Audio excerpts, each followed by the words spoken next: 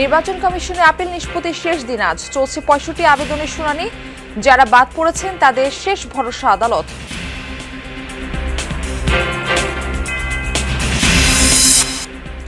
মোহাম্মদপুরে মানবতা বিরোধী অপরাধ মামলায় নানুক তাপস সহ ২৮ জনের বিরুদ্ধে অভিযোগ দাখিল। ওবায়দুল কাদের সহ ৭ জনের বিরুদ্ধে আজ চার্জ গঠনের শুনানি।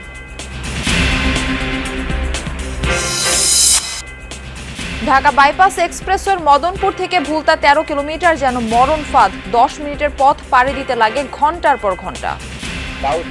আপনার মদনপুর পর্যন্ত খারাপ রাস্তা।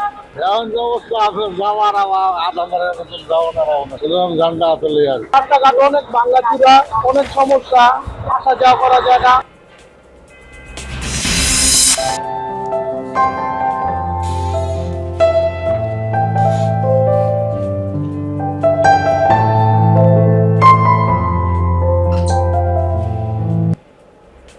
নেদারল্যান্ডসে উদযাপিত হলো নজরকাড়া জাতীয় টিউলিপ দিবস। বিনামূল্যে ২ লাখ ফুল বিতরণ করা হলো হাজারো মানুষকে।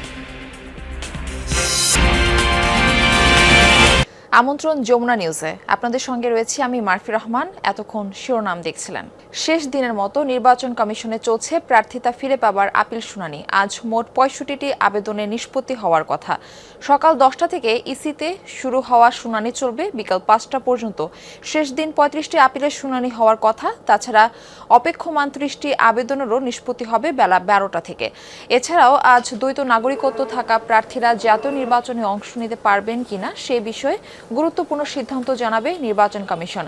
শনিবার কুমিল্লা ৪ আসনে বিএনপি এনসিপির পাল্টাপাল্টি আবেদনে হাসনাত আবদুল্লাহর আপিল মঞ্জুর হয়।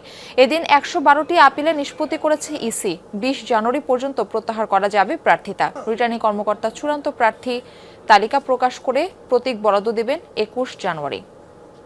দর্শক, নির্বাচন কমিশনে আছেন আমাদের সহকর্মী সুমাইয়া ঐশী। আমরা যাচ্ছি তার কাছে। ঐশী, এখনো পর্যন্ত কয়টি আপিলে নিষ্পত্তি হলো, কতজন প্রার্থিতা ফিরে পেলেন, সব মিলিয়ে জানাবেন এই বিষয়ে। মারফি, সকাল 10টার দিকে মোটামুটি যেই শুনানি আপিল নিষ্পত্তির যে শুনানি সেটি শুরু হয়েছে। এখন পর্যন্ত ২ জনকে আমরা বাইরে আসতে দেখেছি। তবে তাদের বিষয়ে কি সিদ্ধান্ত সেটি সব মিলিয়ে আরও কিছুক্ষণ পর আসলে আমরা জানতে পারবো। তবে সবচেয়ে বড় যে বিষয়টি, আজকে কিন্তু যেহেতু শেষ দিন, ফলে যে ৩০টি আগে পেন্ডিং ছিল সেই ৩০টির আপিল শুনানি হবে। একই সঙ্গে আরও প্রায় ৩৫টি আপিলের নতুন করে আজকে শুনানি হবে। ফলে সব মিলিয়ে প্রায় ৬৫টি আপিলের শুনানি হবে আজকে সারাদিন সকাল ১০টা থেকে বেলা ৫টা পর্যন্ত আপিল শুনানি চলার কথা। তবে গতকাল যেমন দেখেছি ৮ম দিন ছিল গতকাল আপিল নিষ্পত্তির শুনানিতে। গতকাল কিন্তু রাতও গড়িয়েছে আপিল নিষ্পত্তির যে কার্যক্রম সেগুলো সম্পন্ন করতে। আজকেও বেশ কিছুটা চাপ আছে। একই সঙ্গে আরও যেই বিষয়টি বলতে চাই সেটি হচ্ছে, আমরা জানতে পেরেছি যে বিভিন্ন দাবিতে, যেমন পোস্টাল ব্যালট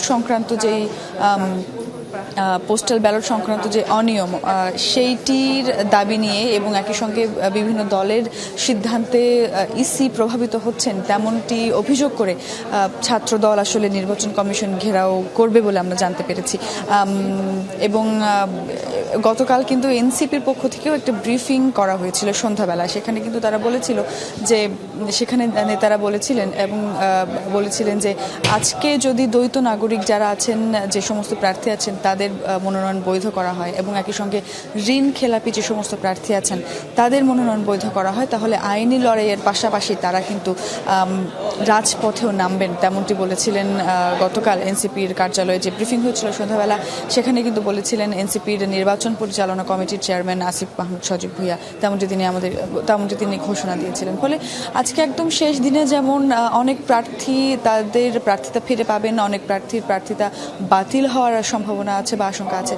সব মিলিয়ে আসলে আজকের দিনটি ভীষণ ব্যস্ততাপূর্ণ দিন এবং ২০ তারিখ পর্যন্ত ২০ জানুয়ারি পর্যন্ত প্রার্থিতা প্রত্যাহারের শেষ দিন এবং ২১ জানুয়ারি আসলে চূড়ান্ত প্রার্থী তালিকা ঘোষণা করবে ইসি এবং এরপর ২২ জানুয়ারি থেকে আসলে আনুষ্ঠানিকভাবে প্রচার প্রচারণা শুরু হবে। তবে শুরু থেকেই আসলে আচরণবিধি লঙ্ঘন নিয়ে বেশ কিছু অভিযোগ আসছিল। সব মিলিয়ে সমস্ত প্রার্থীরা কিন্তু বলছেন যে ইসিতে আসলে প্রভাব বিস্তারের চেষ্টা চলছে, অনেক রকম অভিযোগ আছে। তারপরেও সবাই প্রত্যাশা করছেন একটি সুষ্ঠু নির্বাচনের। ঐশী, আপনাকে ধন্যবাদ।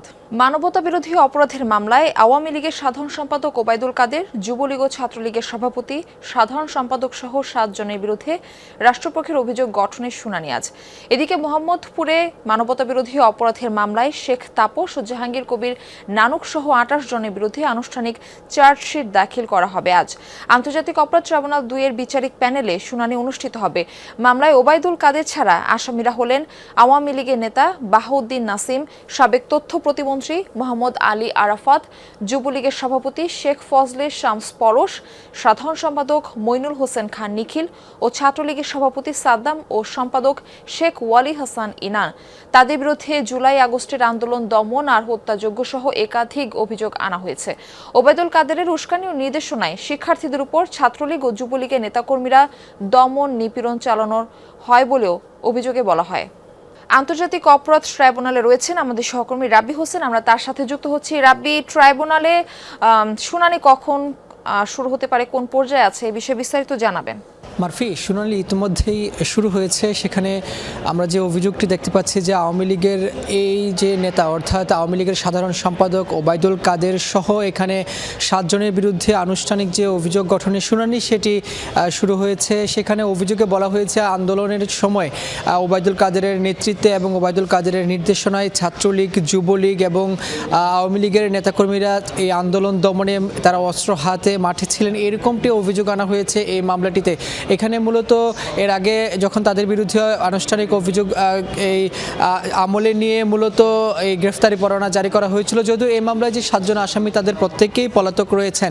এখানে বলা হয়েছে জুলাই আগস্টের আন্দোলন চলাকালীন সময়ে শুধু যে আওয়ামী লীগই আমলে বা আওয়ামী লীগের যে নেতাকর্মী যারা ছিল তারাই যে শুধু মাঠে থেকে আন্দোলন দমনে কাজ করেছেন, বিষয়টি এরকম নয়। এখানে ছাত্রলীগ, যুবলীগের নেতাকর্মীরাও আন্দোলন দমনে সক্রিয় অবস্থানে মাঠে ছিল বলেও এই অভিযোগটি আনা হয়েছে। সেখানে আজকে প্রসিকিউশনের পক্ষ থেকে অভিযোগ গঠনের শুনানি করা হবে। সেখানে তারা তুলে ধরবেন যে বিস্তারিত যে কিভাবে ছাত্রলীগ বা যুবলীগের যারা শীর্ষ নেতারা রয়েছেন, বিশেষ করে ওবায়দুল কাদেরের নেতৃত্বে বা ওবায়দুল কাদেরের নির্দেশনা বাস্তবায়ন কিভাবে করেছেন, এই বিষয়টি মূলত আজকের এই শুনানিতে উঠে আসবে। সেখানে তারা আজকে ওই অভিযোগ গঠনের শুনানি রাষ্ট্রপক্ষ যদি শেষ করতে পারে তাহলে তারা বিচার শুরুর আবেদন করবেন এই মামলাটিতে। পাশাপাশি আজকে আরও একটি মামলায় অর্থাৎ জুলাই আগস্টের আন্দোলন চলাকালীন সময়ে মোহাম্মদপুরে এই মানবতা বিরোধী অপরাধের অভিযোগে শেখ ফজলে নূর, এই শেখ তাপস সহ এখানে 28 জনের বিরুদ্ধে, সেখানে জাহাঙ্গীর কবির নানক রয়েছে, 28 জনের বিরুদ্ধে আনুষ্ঠানিক অভিযোগ দাখিল করেছে প্রসিকিউশন। সেটিও মূলত আজকে শুনানি হতে পারে। যদি এই অভিযোগটি আমলে নেয় তাহলেও তাদের বিরুদ্ধে গ্রেফতারি পরোয়ানা জারি করতে পারে। পাশাপাশি আজকে ট্রাইব্যুনালে বেশ কয়েকটি মামলা রয়েছে। গুমের মামলায় সেখানে শেখ হাসিনা, জিয়াউল হাসান সহ আরও কয়েকজনের বিরুদ্ধে এই তদন্ত প্রতিবেদন দাখিল করার সময় রয়েছে। পাশাপাশি গাজীপুরে জঙ্গি নাটক সাজিয়ে সেখানে এই সাবেক আইজিপি জাবেদ পাটোয়ারি সহ আরও বেশ কয়েকজনের বিরুদ্ধেও তদন্ত প্রতিবেদন দাখিলের সময় আজকে নির্ধারণ করা ছিল। তবে সেইটি আজকে এই তদন্ত প্রতিবেদন দিতে পারবেন কিনা সে বিষয়টি আমরা এখনো জানি না, যদিও শুনানি শুরু হলে আমরা আরও বিস্তারিত বলতে পারবো। মারফি। রাব্বি, আমাদের সঙ্গে যুক্ত হওয়ার জন্য ধন্যবাদ আপনাকে। 330 জনকে দুষ্কৃতিকার হিসেবে উল্লেখ করে তালিকা প্রকাশ করেছে চট্টগ্রাম মহানগর পুলিশ সিএমপি। শহরে তাদের অবস্থান ও প্রবেশ নিষিদ্ধ। তালিকায় আছে আওয়ামী লীগের সাবেক মন্ত্রী, এমপি, মেয়র, ওয়ার্ড কাউন্সিলর, শীর্ষ সন্ত্রাসী এবং এক বিএনপি নেতার নাম। আইনশৃঙ্খলা পরিস্থিতি রক্ষা আর নজরদারি বৃদ্ধির অংশ হিসেবে এই উদ্যোগ বলে জানিয়েছে সিএমপি। সিএমপি কমিশনার স্বাক্ষরিত গণবিজ্ঞপ্তিতে বলা হয়, শান্তি শৃঙ্খলা রক্ষা ও জানমালের নিরাপত্তা নিশ্চিত করতে পরবর্তী নির্দেশনা না দেওয়া পর্যন্ত তালিকাভুক্ত 330 জন দুষ্কৃতকারীর চট্টগ্রাম মহানগর এলাকায় প্রবেশ ও অবস্থান সম্পূর্ণ নিষিদ্ধ থাকবে। আদেশ অমান্য করলে সংশ্লিষ্টদের বিরুদ্ধে আইন অনুযায়ী ব্যবস্থা নেওয়া হবে। তালিকাভুক্তদের মধ্যে আছেন সাবেক শিক্ষামন্ত্রী মুহিবুল হাসান চৌধুরী নওফেল, সাবেক সংসদ সদস্য এবিএম ফজলে করিম চৌধুরী, আব্দুল লতিফ, নোমানাল মাহমুদ, মুহিউদ্দিন বাচ্চু, সাবেক সিটি মেয়র আজম নাসির উদ্দিন সহ আওয়ামী লীগ, যুবলীগ, ছাত্রলীগের নেতা এবং সাবেক ওয়ার্ড কাউন্সিলররা। শীর্ষ সন্ত্রাসীদের মধ্যে তালিকায় নাম আছে সাজ্জাদ আলী খান, ছোট সাজ্জাদ, তার স্ত্রী তামান্না, বার্মা সাইফুল, রায়হান সহ অন্তত 40 জনের।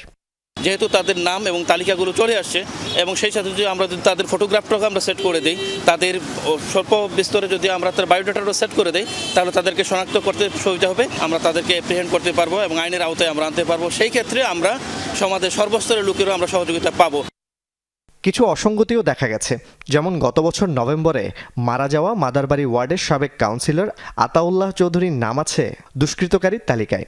চট্টগ্রাম মহানগর বিএনপির বর্তমান যুগ্ম আহ্বায়ক শওকত আজম খাজার নাম আছে তালিকার 4 নম্বরে। তালিকাটার ভিতরে 4 নম্বরে আমার নামটা দেখে আমি নিজেই খুব বিস্মিত হয়েছি। চিন্তা করছি যে এই তালিকাটা কিসের ভিত্তিতে তৈরি হয়েছে। আমি সহ আমার বিএনপির আমার সহকর্মীরা প্রায় 12 জনের নাম আমি দেখেছি।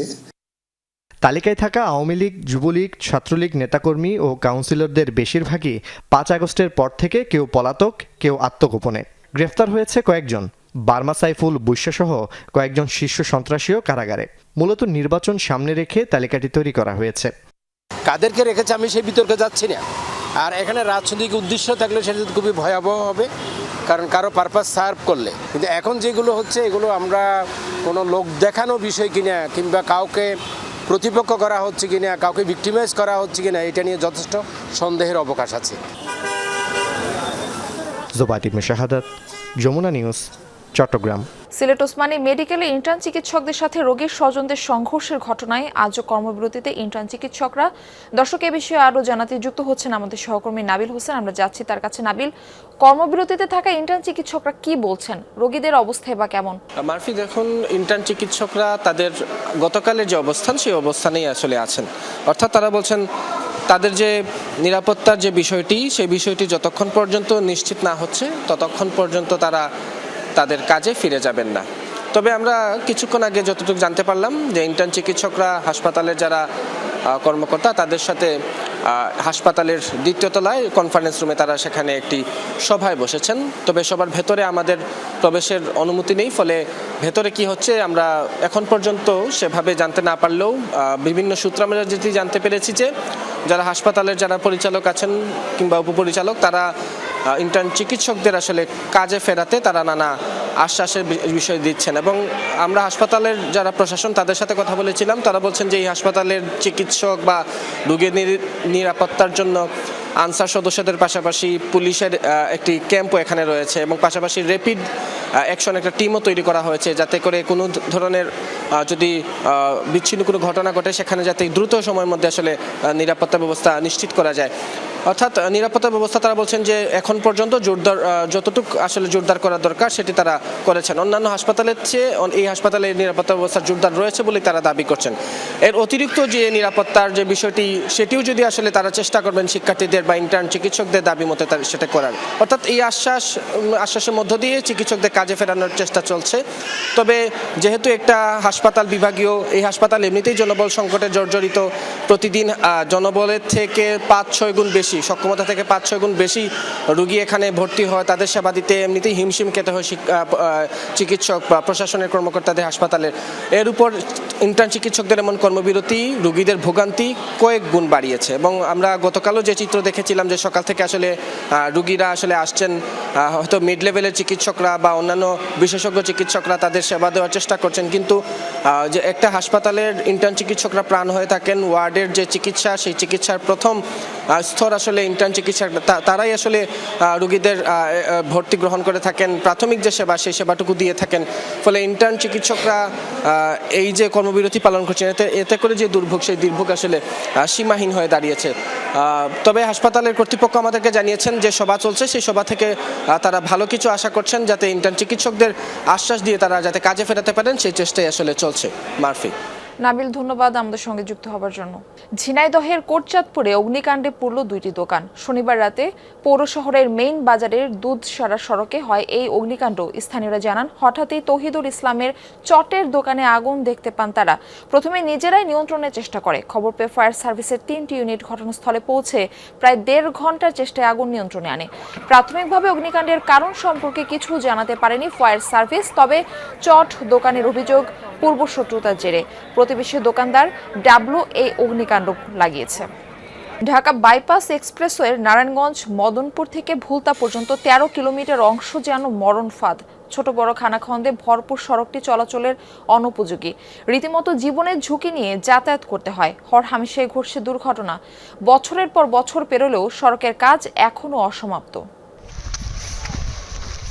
প্রত্যন্ত লোকালয়ের আধাপাকা রাস্তা ভেবে ভুল হতে পারে, কিন্তু হাজার কোটি টাকা ব্যয়ে নির্মিত ঢাকা বাইপাস এক্সপ্রেসওয়ের অংশ এটি। চরম দুরবস্থা নারায়ণগঞ্জ মদনপুর থেকে ভুলতা পর্যন্ত 13 কিলোমিটার রাস্তার। দুর্ভোগের অন্ত নেই চলাচলকারীদের। খানাখন্দে ভরপুর সড়কে যাতায়াত করাই ঝুঁকিপূর্ণ। হরহামেশাই ঘটছে দুর্ঘটনা। 10 মিনিটের পথ পাড়ি দিতে লাগছে ঘন্টার পর ঘন্টা। রাস্তাঘাট অনেক ভাঙাচুরা, অনেক সমস্যা, আসা যাওয়া করা যায় না। গর্তের কারণে গাড়ি অ্যাক্সিডেন্ট হয়েছে, গাড়ির চাকা ভাঙছে, ইটের গুঁড়ো আছে, এগুলো ফালানোর পর একটু পরে দেওয়া চলে, কিন্তু কিছু করতে পারলাম। গাড়ি অ্যাক্সিডেন্ট থেকে শুরু করে আমাদেরও অটো উল্টে যায়, গাড়ি উল্টে যায়, জনজীবনে অনেক ক্ষতি হতে পারে। যত দ্রুত সম্ভব করা করতেছে না, প্রায় অনেক বাস দেখতেছি যে রাস্তার কাজ করবো কিন্তু করতেছে না। বর্ষা মৌসুমে রাস্তার গর্তে পানি জমে, শুষ্ক মৌসুমে সড়কের দুই ধারে স্তূপ করে রাখা ধুলোবালিতে আশপাশে টেকাই দেয়। বছরের পর বছর পেরোলেও এখনো অর্ধেকের বেশি কাজ বাকি। এ নিয়ে ক্ষুব্ধ স্থানীয়রা। এখন যে অবস্থা আছে, যাওয়ার আধা মারের মতন ঝান্ডা চলে আর বাউসের থেকে আপনার মদনপুর পর্যন্ত প্রচন্ড খারাপ রাস্তা। ঠিক আছে, এখান দিয়ে আমাদের চলতে অনেক সমস্যা হয়ে গেছে। রাস্তা মনে হয় 10 বছর ধরে একই অবস্থা করে রয়েছে, ঠিক হচ্ছে না। ঠিক করবে রাস্তা বলা যাচ্ছে না। হাইওয়ে রোড, এশিয়ান হাইওয়ে হইতেছে, বড় বড় গাড়ি আপনার কিনুই নেই, গাড়ি কিনে ডাকতে বলছে। ভোগান্তির কথা অজানা নয় প্রকল্প পরিচালকেরও। দ্রুতই যানবাহন চলাচলের উপযোগী করার আশ্বাস দিলেন তিনি। মোটামুটি উদ্যোগ আমরা অলরেডি নিয়েছি বিভিন্নখানে। এটা তো আসলে পুরো রাস্তাতে নতুন করে করা হবে। এখন মোটামুটি এক্সিস্টিং রোডটা যাতে যান চলাচল সহজ এবং স্বাভাবিক থাকে, তার জন্য যে মেইনটেনেন্সটা এটা করার জন্য উদ্যোগ নিই। প্রকল্পের কাজ 2025 সালের জুলাই শেষ হওয়ার কথা থাকলেও মেয়াদ বাড়ানো হয় চলতি বছরের ডিসেম্বর পর্যন্ত। রাহিম সারোয়ার, যমুনা নিউজ। ইরানের শান্তিপূর্ণ বিক্ষোভে উস্কানি দিয়েছে যুক্তরাষ্ট্র ও ইসরায়েল, এমন অভিযোগ করেছে লেবাননের সশস্ত্র সংগঠন হিজবুল্লাহ। টেলিভিশনে প্রচারিত ভাষণে হিজবুল্লাহ প্রধান নাইম কাশেম দাবি করেন, ইসলামী প্রজাতন্ত্রের পতনের লক্ষ্যে নাশকতায় উস্কানি দিয়েছেন ডোনাল্ড ট্রাম্প ও বেনিয়ামিন নেতানিয়াহু। মোসাদ ও মার্কিন এজেন্টরা ইরানের রাজপথে ঘুরে বেড়াচ্ছে, জনসাধারণের শান্তিপূর্ণ প্রতিবাদ নষ্টের চেষ্টা করছে, বিশৃঙ্খলা ছড়ানোর পাশাপাশি নিরাপত্তা বাহিনীর সদস্য ও সাধারণ মানুষকে হত্যা করছে তারা। ইসলামী প্রজাতন্ত্রের পতনের লক্ষ্যে নাশকতা ছড়ানো গোষ্ঠীগুলোকে সমর্থন দিচ্ছেন ট্রাম্প ও নেতানিয়াহু। সিরিয়ায় হামলা চালিয়ে আল কায়দার এক শীর্ষ সহযোগীকে হত্যার দাবি করেছে যুক্তরাষ্ট্র। শনিবার এক বিবৃতিতে এই তথ্য জানায় মার্কিন সেন্ট্রাল কমান্ড। ওয়াশিংটনের দাবি, গত মাসে মধ্যপ্রাচ্যের দেশটিতে মার্কিনীদের উপর হামলায় সরাসরি জড়িত ছিলেন বিলাল হাসান আল জসিম নামের ওই ব্যক্তি। গত 13 ডিসেম্বর যুক্তরাষ্ট্রের নাগরিকদের উপর হামলার পর থেকেই সিরিয়ায় আইএস বিরোধী অভিযান চালাচ্ছে যুক্তরাষ্ট্র। ট্রাম্প প্রশাসনের দাবি, এই পর্যন্ত জঙ্গি গোষ্ঠীটির শতাধিক স্থাপনায় হামলা চালানো হয়েছে। গাজায় গুরুত্বপূর্ণ দায়িত্বে দেওয়া হয়েছে মধ্যপ্রাচ্যের ইতিহাসে খলনায়ক টনি ব্লেয়ারকে। উপত্যকার শাসন তদারকিতে গঠিত বোর্ড অব পিস এর নির্বাহী সদস্য হয়েছেন সাবেক ব্রিটিশ প্রধানমন্ত্রী। বিতর্কিত সিদ্ধান্তে যুক্তরাষ্ট্রের সাথে হাত মিলিয়ে ইরাক যুদ্ধে জড়িয়েছিলেন। ইসরায়েলের মিত্র হিসেবে পরিচিত এই রাজনীতিক নিজ দেশসহ অনেক আরব দেশের যুদ্ধাপরাধী হিসেবে বিবেচিত। গণবিধ্বংসী অস্ত্র মজুদের অভিযোগ এনে 2003 সালে ইরাক আক্রমণ করে যুক্তরাষ্ট্র যুক্তরাজ্য যৌথ বাহিনী। মাত্র কয়েক মাসে ধ্বংসস্তূপে পরিণত হয় সাজানো গোছানো দেশটি। বলা হয়ে থাকে, মার্কিন প্রেসিডেন্ট জর্জ ডাব্লিউ বুশ ছাড়াও এই যুদ্ধের অন্যতম রূপকার সাবেক ব্রিটিশ প্রধানমন্ত্রী টনি ব্লেয়ার। মধ্যপ্রাচ্যের ইতিহাসে বিতর্কিত ও খলনায়ক তকমা পাওয়া সেই ব্লেয়ারকে এখন গাজার বোর্ড অব পিসের নির্বাহী সদস্য বানিয়েছে যুক্তরাষ্ট্র। মার্কিন প্রেসিডেন্ট ডোনাল্ড ট্রাম্পের নেতৃত্বে এই বিশেষ বোর্ডই এখন তদারকি করবে উপত্যকার নতুন টেকনোক্রেট সরকার। 10 বছর যুক্তরাজ্যের প্রধানমন্ত্রীর পদে থাকা টনি ব্লেয়ারের ইরাক যুদ্ধের ভূমিকা ছিল নানা কারণে সমালোচিত। অভিযোগ রয়েছে, ইরাক আক্রমণে তৎকালীন মার্কিন প্রেসিডেন্ট জর্জ ডাব্লিউ বুশকে সমর্থন জুগিয়েছিলেন তিনি। তার নির্দেশে যুদ্ধে অংশ নেয় ব্রিটিশ বাহিনী, যে কারণে অনেক আরব দেশ তো বটেই, নিজ দেশের বিপুল মানুষের কাছেও যুদ্ধাপরাধী হিসেবে বিবেচিত তিনি। প্রধানমন্ত্রীর পদ ছাড়ার পর একসময় যুক্তরাষ্ট্র, রাশিয়া, জাতিসংঘ ও ইউরোপীয় ইউনিয়নের মধ্যপ্রাচ্য বিষয়ক দূত হিসেবে নিযুক্ত ছিলেন টনি। দায়িত্ব ছিল ফিলিস্তিনি প্রতিষ্ঠান নির্মাণ, অর্থনৈতিক উন্নয়ন ও শাসন ব্যবস্থার সংস্কার। অভিযোগ রয়েছে, দূত থাকাকালে পশ্চিম তীরে অবৈধ ইসরায়েলি বসতি থামাতে তেমন কিছুই করেননি তিনি। ফলস্বরূপ পরিচয় লাভ করেন ইসরায়েলের বন্ধু হিসেবে। ইরাককে ধ্বংসস্তূপে পরিণত করার অন্যতম কুশীলব টনি ব্লেয়ারকে এখন দায়িত্ব দেওয়া হয়েছে আরেক যুদ্ধবিধ্বস্ত উপত্যকার পুনর্গঠনের। প্রশ্ন উঠেছে, গাজার মতো স্পর্শকাতর ভূখণ্ডে তার ভূমিকা কতটুকু গ্রহণযোগ্য। অস্মিতা বিশ্বাস, যমুনা নিউজ। নেদারল্যান্ডসে উদযাপিত হচ্ছে নজরকাড়া জাতীয় টিউলিপ দিবস। রং বেরঙের প্রায় 2 লাখ ফুল বিনামূল্যে জনসাধারণকে বিতরণ করেন চাষিরা। শনিবার রাজধানীর আমস্টারডামের বিখ্যাত মিউজিয়াম প্লেন স্কোয়ারে ছিল এই আয়োজন। টিউলিপ সংগ্রহে ভিড় করেন হাজারো মানুষ। জনপ্রতি 10টি করে ফুল সংগ্রহের নিয়ম রাখা হয়। সবাই নিজ নিজ পছন্দ মতো লাল, হলুদ, গোলাপি সহ বিচিত্র রঙের টিউলিপ সংগ্রহ করেন। গেল বছর এই দিবসটি উদযাপনে প্রায় 20 লাখ ফুল স্কোয়ারে সাজিয়েছিলেন চাষিরা।